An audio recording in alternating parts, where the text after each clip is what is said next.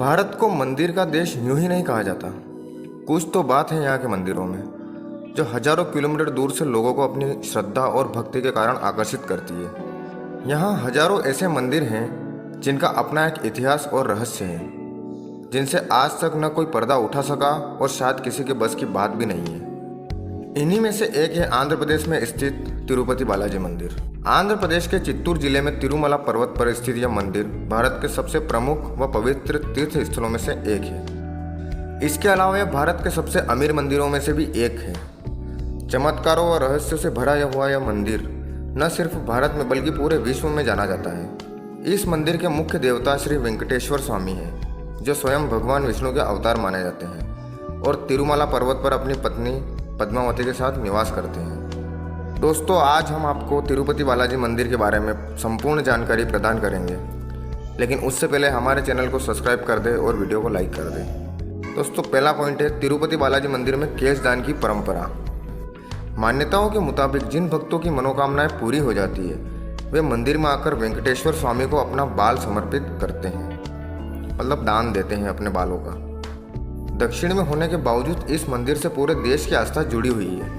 यह प्रथा आज से नहीं बल्कि कई शताब्दियों से चली आ रही है, जिसे आज भी भक्त काफी श्रद्धापूर्वक मानते आ रहे हैं। इस मंदिर की खासियत यह है कि यहाँ न सिर्फ पुरुष अपने बाल का दान करते हैं, बल्कि महिलाएं व युवतियां भी भक्ति भाव से अपने बालों का दान करती है। दूसरा पॉइंट है तिरुपति में केश दान करने के पीछे की कहानी क्या है। दोस्तों, आपने कभी ना कभी तो ये चीज सोची होगी। चलिए हम आपको बताते हैं। पौराणिक किंवदंती के अनुसार प्राचीन समय में भगवान तिरुपति बालाजी की मूर्ति पर चींटियों ने बाम्बी बना ली थी। बाम्बी समझते हैं जो चींटियों का घर होता है वो वाला, जिसके कारण वह किसी को दिखाई नहीं देती थी। ऐसे में वहाँ रोज एक गाय आती और अपने दूध से मूर्ति का जल अभिषेक कर चली जाती। जब इस बात का पता गाय मालिक को चला तो उसने गाय को मार दिया, जिसके बाद मूर्ति के सिर से खून बहने लगा। इस पर एक महिला ने अपने बाल काटकर बालाजी के सिर पर रख दिया।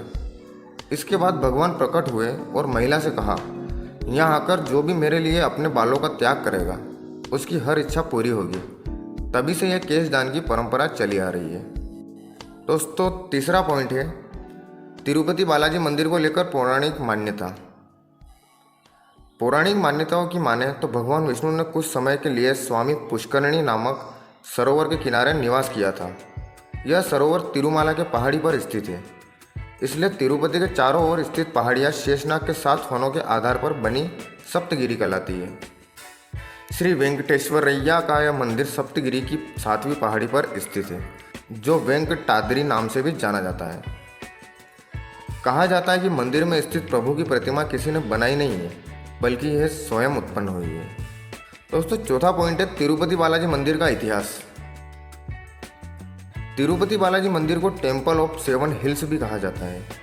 इस मंदिर का निर्माण करीब 30वीं शताब्दी के आसपास में हुआ है, जिसका समय समय अलग अलग वंश के शासकों द्वारा जीर्णोद्धार कराया गया है। 5वीं शताब्दी तक यह मंदिर सनातनियों का प्रमुख धार्मिक केंद्र बन चुका था। कहा जाता है कि इस मंदिर की उत्पत्ति वैष्णव संप्रदाय ने की थी। 9वीं शताब्दी में कांचीपुरम के पल्लव शासकों ने यहाँ कब्जा कर लिया था। इस मंदिर के ख्याति प्राप्त करने की बात की जाए तो 15वीं शताब्दी के बाद इस मंदिर को काफ़ी प्रसिद्धि मिली, जो आज तक बरकरार है। 5वां पॉइंट है तिरुपति बालाजी मंदिर की कहानी। कहा जाता है कि एक बार भगवान विष्णु अपनी पत्नी लक्ष्मी के साथ क्षीर सागर में अपने शेष शैया पर विश्राम कर रहे थे। तभी वहाँ भृगु ऋषि आए और उनके छाती पर एक लात मारी। इस पर क्रोधित न होकर विष्णु जी ने भृगु ऋषि के पांव पकड़ लिए और पूछा कि ऋषिवर, आपके पैरों में चोट तो नहीं लगी? लेकिन लक्ष्मी जी को ऋषि का यह व्यवहार पसंद नहीं आया और वे क्रोधित होकर बैकुंठ छोड़कर चली गई और पृथ्वी पर पद्मावती नाम की कन्या के रूप में जन्म लिया। इस पर भगवान विष्णु ने अपना रूप बदलकर वेंकटेश के रूप में माता पद्मावती के पास पहुंच गए और विवाह का प्रस्ताव रखा, जिसे देवी ने स्वीकार कर लिया और फिर दोनों की शादी हो गई। आज भी तिरुपति मंदिर में स्थित मूर्ति को आधा पुरुष व आधा महिला कपड़े में सजाया जाता है। ऐसा माना जाता है कि यहाँ भगवान वेंकटेश्वर स्वामी अपनी पत्नी पद्मावती के साथ निवास करते हैं। दोस्तों, छठा पॉइंट है तिरुपति बालाजी मंदिर में चढ़ने वाला प्रसाद। यह मंदिर दक्षिण भारतीय वास्तुकला और शिल्पकला का अद्भुत उदाहरण है। इस मंदिर में 23 किलोमीटर दूर एक गांव है जहां बाहरी व्यक्तियों का जाना वर्जित है। यहां पर लोग बहुत ही नियम और संयम के साथ रहते हैं। मान्यता है कि बालाजी को चढ़ाने के लिए फल, फूल, दूध, दही और घी सब इसी गांव से आता है।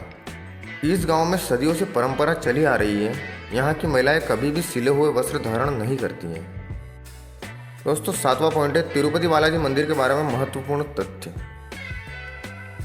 मंदिर के गर्भगृह में प्रवेश करते ही दाईं ओर एक छड़ी रखी है, जिसको लेकर कहा जाता है कि बालाजी की माँ उसी छड़ी से उनकी पिटाई करती थी। पिटाई के दौरान ही उनकी ठुड्डी पर चोट लग गई थी, जिस पर उनकी माँ ने उस चंदन का लेप लगाया था, जो प्रथा के रूप में आज भी चली आ रही है। मंदिर की मूर्ति में वेंकटेश्वर स्वामी खुद निवास करते हैं और इसलिए मूर्ति के सिर पर लगे बाल असली है, जो कभी आपस में उलझते नहीं और मुलायम बने रहते हैं। मूर्ति पर कान लगाकर सुनने पर समुद्री लहरों की ध्वनि सुनाई देती है और मूर्ति में भी हमेशा नमी बनी रहती है। मंदिर में एक दिया है जो कई शताब्दियों से निरंतर जलता आ रहा है। रहस्यमय बात यह है कि इस दीपक में न तो कभी तेल डाला जाता है और न कभी घी। गर्भगृह में प्रवेश करने पर मूर्ति मध्य में स्थित दिखाई देती है, लेकिन गर्भगृह के बाहर से देखने पर मूर्ति गर्भगृह के दाईं ओर स्थित दिखाई देती है। वेंकटेश्वर स्वामी की मूर्ति पर पचाई कपूर लगाया जाता है।